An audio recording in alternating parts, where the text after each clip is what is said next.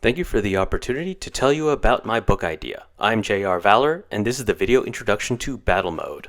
Battle Mode is a science fiction novel about cyborg space pirates, and is the most dangerous sci-fi universe to explore. Survival requires knowing the rules and staying alert. You have been warned.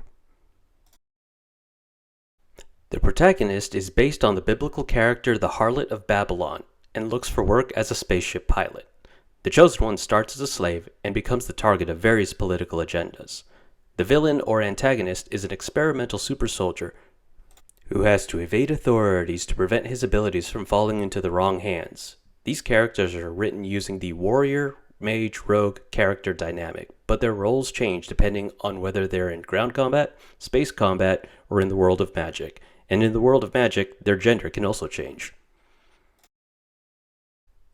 Now it's time to talk about setting. The three problems that needed to be solved in order to even write this sci-fi novel were 1. Interplanetary trade, 2. Space colonization, and 3. How is this different from other sci-fi?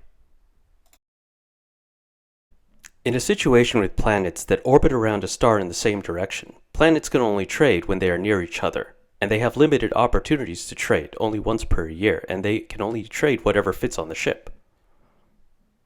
The first alternative is to have a portal that connects the planets, but when this system is analyzed by competing and even hostile elements, it's actually a huge security risk. Then it has to be built around the people who use it. If they use it for travel, they also need to use it for trade. I looked at the example from the author Takumi Yanai, the author of the Gate series. If it's a pre-existing system, the question is who controls it and how is it protected from being abused? The solution I envisioned is a series of space stations that orbit the sun in the opposite direction of the planets to facilitate trade, so every planet gets at least 8 opportunities to trade up to 10 times per year whenever they pass a space station or an adjacent planet. This system has a different set of restrictions and limitations, however.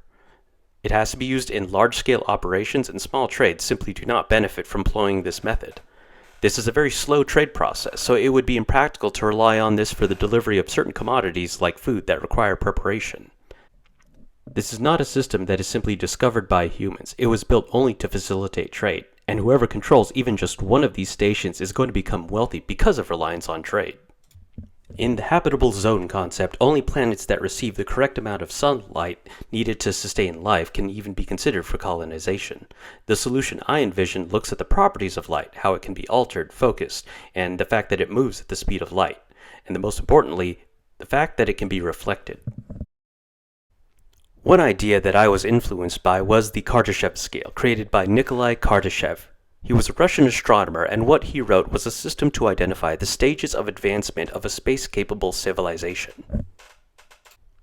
A Type 1 civilization can use an entire planet. A Type 2 can use all the planets around a star. A Type 3 can use an entire galaxy. A Type 4 can use up to a universe, and a Type 5 can use as much as a multiverse. There's more, but I don't need to use that in my sci-fi novel.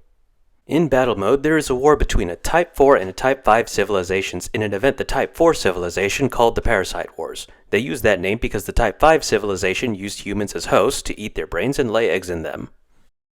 The Type 4 civilization took away the Type 5's technological advantage by limiting the fight to a Type 2 scenario with just a few planets, and then made an alliance with Earth for additional troops and resources. But after the Type 4 civilization won the war, they demilitarized, and now the majority of their fleet of warships became unemployed.